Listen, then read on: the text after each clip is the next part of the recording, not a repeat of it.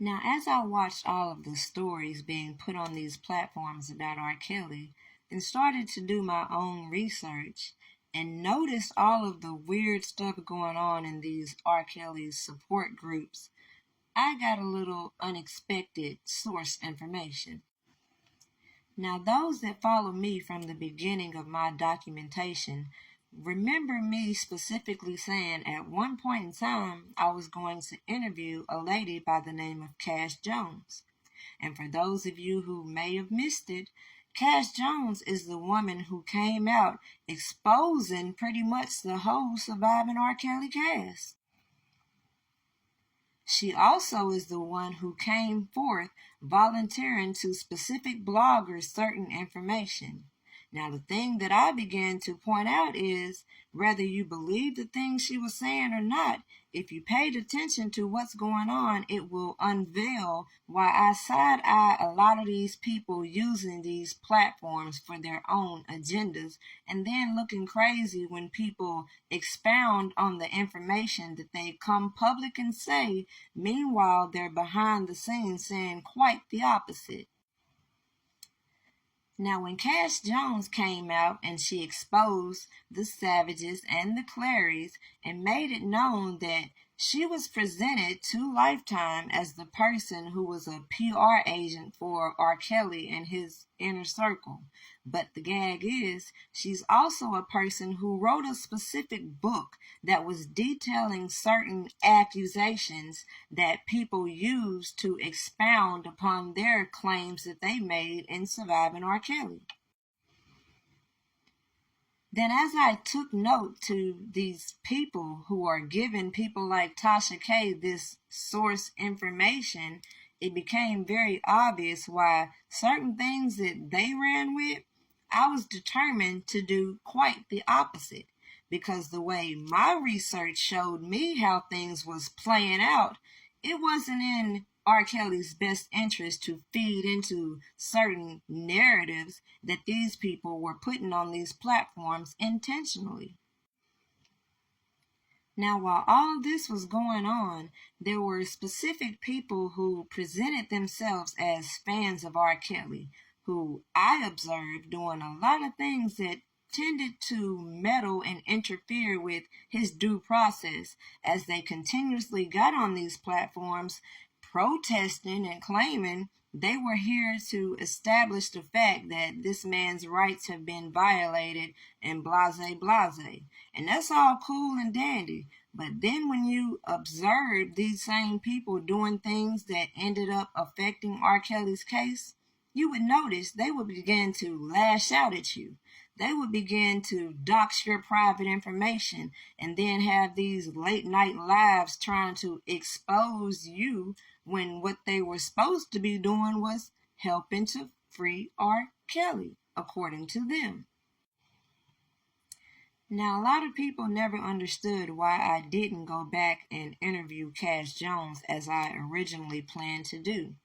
Well, once I began to observe how she was the source information for a lot of these stories that were put out here, she was going from platform to platform with her different narratives trying to feed off of certain bloggers for content and to expose in my own way why I side-eyed all the information being put out here.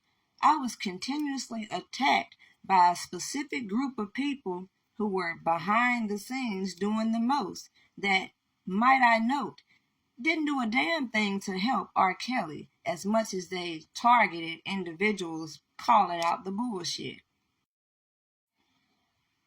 So with all that being said, when I began to state that individuals on these platforms wanted to be part of the problem and the solution, it should be a no-brainer why I didn't trust any of the information they were providing. So that should say a lot about the janky-ass investigations that I saw being carried out using this content being provided. Next thing you know, these stories began to emerge about R. Kelly's goon tried to run her off the road and blase and blase. So from there, I began to peep the narrative that they were spinning about how R. Kelly's inner circle was doing his biddings while he was in jail. So wouldn't anybody with common sense recognize that if they're putting certain information out here that would make the man look guilty and making it seem like he's calling the shots even as he was arrested, shouldn't people step back and try to separate him from the stories being put out there instead of feeding into them? No, that ain't what happened. What actually happened was all these people continued to do these little interviews trying to get specific information corroborated on these platforms, and people got real offended when I called out the bullshit, because you're not going to group me with a gang of people doing janky ass shit, and just because they support R. Kelly feel like somebody like me is going to be in alignment with janky shit. And that is when I began to ruffle the wrong types of feathers. The people who were behind the scenes using these individuals to spread these narratives, obviously. But at the end of the day, wouldn't common sense be, if somebody is putting out this information, then I'm going to put out information that either debunks that information or proves the point of the information, rather than attack the messenger. Let it sink in. From that point, I was determined to make my stance very clear, that I would not be bullied by anybody, the people who are against my message or the people who claim they're supposed to be spreading the same message, which is the injustice and the miscarriage of justice we're witnessing. So to wrap up part 4, let me just expound on the fact that R. Kelly had a valid reason in suing Tasha K. But as I said from day one, the people who claim to have been working for R. Kelly should have been suing a hell of a lot of people before it got to Tasha K.